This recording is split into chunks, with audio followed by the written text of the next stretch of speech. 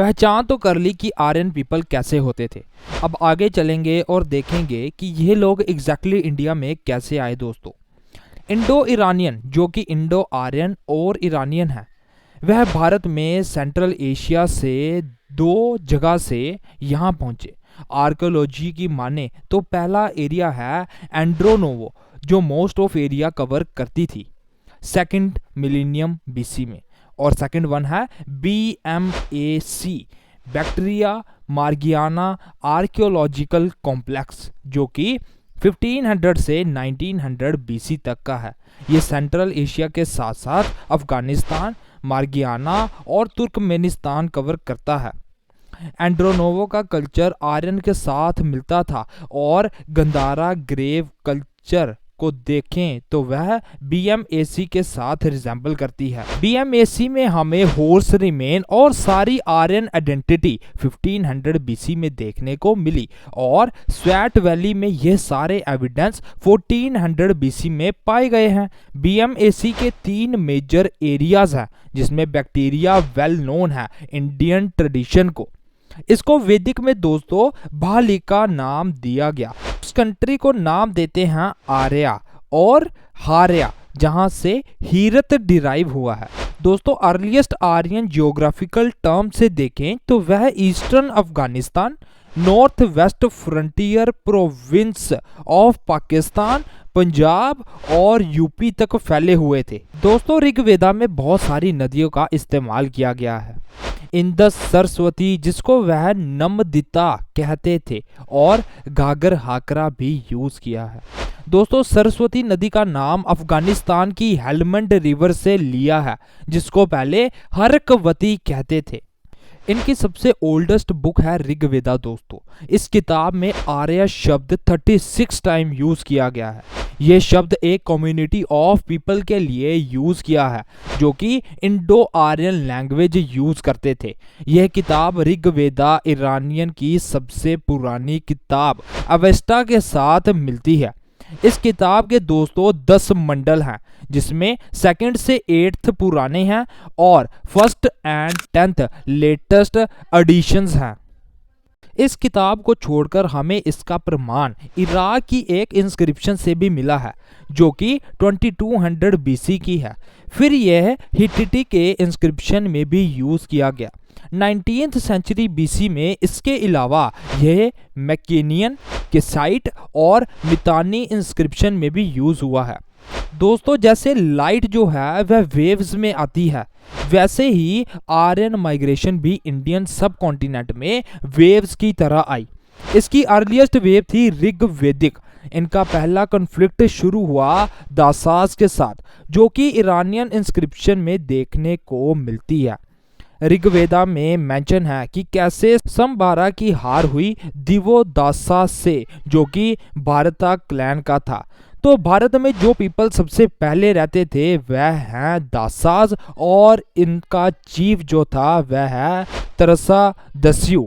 Aryan chief दसास के प्रति अपना वर्ताव ठीक रखते, परंतु दस्यूज के प्रति नहीं। देखा जाए तो दस्यूज वह थे जो फैलस वर्शिप करते थे। नेक्स्ट देखते हैं ट्राइबल कन्फ्लिक्ट। अगर बात लड़ाई की कर रहे हैं तो दोस्तों ये वेपन यूज करते होंगे। दोस्तों, अगर ऋग्वेदा के हिसाब से देखें तो माना जाता है कि इंद्र आर्यन के दुश्मनों को हरा देते थे। इंद्र को ऋग्वेदा में पुराण दारा नाम दिया है। इंडो आर्यन की जीत का कारण है चैरियट, जो हॉर्स ड्रॉन करते थे। दूसरा, इनके पास बेहतर हथियार थे और इनके पास कोट्स थे जो इनकी रक्षा करते थे। इंडो आर्यन की लड़ाई 2 लोगों के साथ थी, पहली प्री आर्यन और दूसरी इंटर ट्राइब। अगर ट्रेडिशन पर फोकस करें तो दोस्तों आर्यन को 5 ट्राइब में बांटा था, जिसको नाम दिया है पंचजना। तो ये लोग खुद के क्लैन को सुपीरियर बताने के लिए आपसी लड़ाई लड़ते थे। दोस्तों, भरता और त्रित्सु सबसे शक्तिशाली क्लैन थे उस समय के। इनके गुरु थे वशिष्ठ जी। हमारे देश का नाम भारतवर्षा इसी ट्राइब भरता के कारण पड़ा है। दोस्तों ये क्लैन ओपोज्ड हुआ 10 राजाओं के साथ, जिनमें से 5 आर्यन चीफ थे और 5 non Aryan.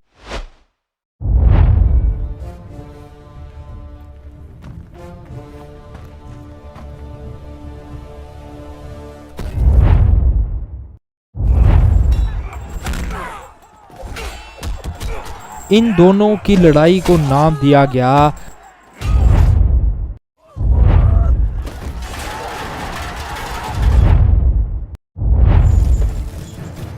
Battle of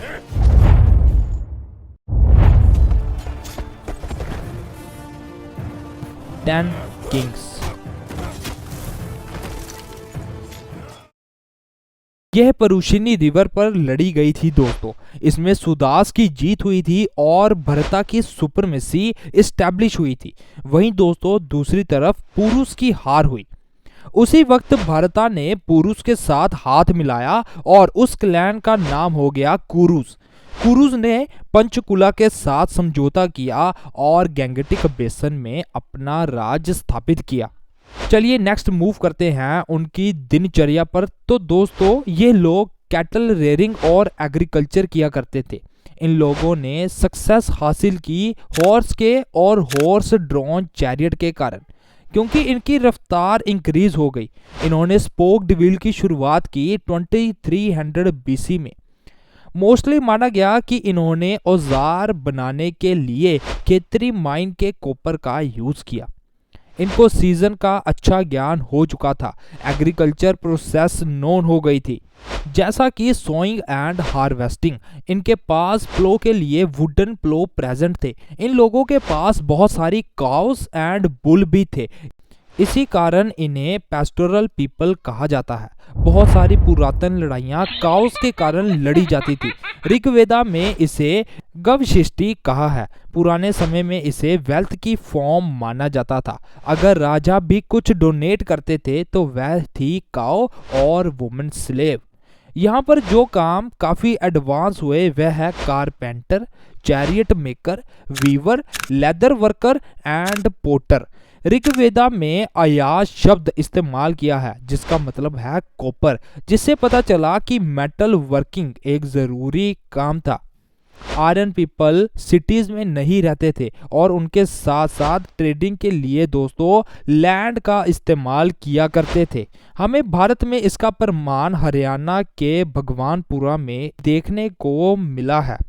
Rigveda phase को प्री आयरन फेज भी बोला जाता है। भगवानपुरा में एक घर है जहां 13 रूम थे। तो यहाँ कहना मुश्किल है कि इतना बड़ा परिवार था या फिर इतना बड़ा क्लैन यहाँ पर एक ही छत के नीचे रहता होगा। नेक्स्ट समझेंगे ट्राइबल चीफडम। आर्यन कल्चर का रूलर ग्रुप का चीफ होता था, उसे राजन भी बोला जाता था। ऋग्वेदिक पीरियड में यह पोस्ट हिरारिकल थी। ट्राइबल कम्युनिटी के द्वारा किंग के इलेक्शन होते थे। उस कम्युनिटी को समिति नाम भी दिया है। उस राजन का काम पशु रक्षा और लड़ाई लड़ना होता था। बहुत सारे शब्द जैसे सभा, समिति, विधाता और गणा ऋग्वेदा में प्रेजेंट है, जिससे समझ आता है कि वहां राजा, मंत्री और सिपाही के संगठन हुआ करते थे। किंग के साथ एक प्रीस्ट सलाहकार होता था। पुराने जमाने में दो ऐसे गुरु हुए हैं, एक वशिष्ठ और दूसरा विश्वामित्रा। वशिष्ठ एक कंजर्वेटिव था और वहीं विश्वामित्रा एक लिबरल। विश्वामित्रा ने ही गायत्री मंत्र का उच्चारण किया था आर्यन वर्ल्ड को बड़ा करने के लिए। यही मंत्र है वह दोस्तों जिसने जन्म दिया हमारे वर्ण सिस्टम के अपर 3 क्लासेस को। वुमेन व शूद्र इसका इस्तेमाल नहीं कर सकते थे। दोस्तों यही प्रीस्ट ने राजा को एक्शन लेने के लिए कहा और बदले में उन्हें काउ एंड वुमेन स्लेव दिए। पर कौन जानता था कि आगे क्या होगा। किंग के बाद नेक्स्ट रैंक होता था सेनानायक का, जो कि हेड ऑफ आर्मी होता था। हमें टैक्स के बारे में कोई ज्ञान नहीं है। स्कॉलर का मानना है कि लोग उस समय में राजन को बलि देते होंगे।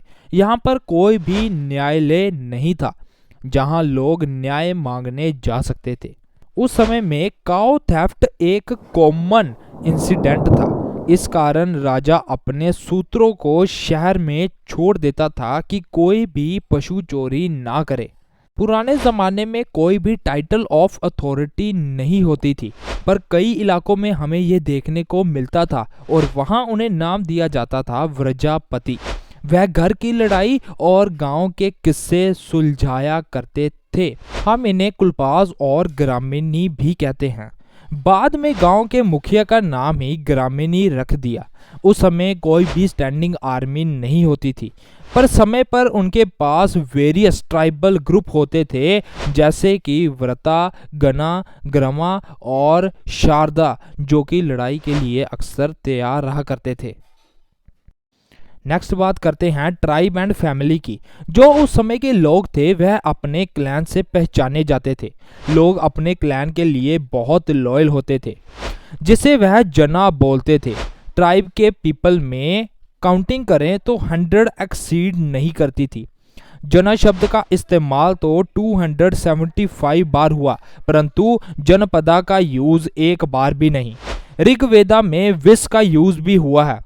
इसके छोटे छोटे ग्रामाज बनते थे और जब उनके बीच युद्ध होता तो उसे संग्राम नाम दिया जाता था। दोस्तों, वर्ण सिस्टम में जो वैश्यास हैं वह भी इस विष से बाहर निकल कर आए। फैमिली के लिए गृह शब्द यूज किया जाता था। पूरे प्लान को परिवार ही माना जाता था। अभी ये रिश्तेदारियों का सिलसिला शुरू नहीं हुआ था। सिस्टम की बात करें तो पाट्रियार्कल सिस्टम था। जनरेशन से जनरेशन सेम रूफ होती थी घर की। गॉड से हमेशा सन की मांग होती थी। वुमेन असेंबली को अटेंड करती थी और हस्बैंड के साथ अपने आप को सैक्रिफाइस करती थी। मैरिज के इंस्टीट्यूशन एस्टैब्लिश हो चुके थे।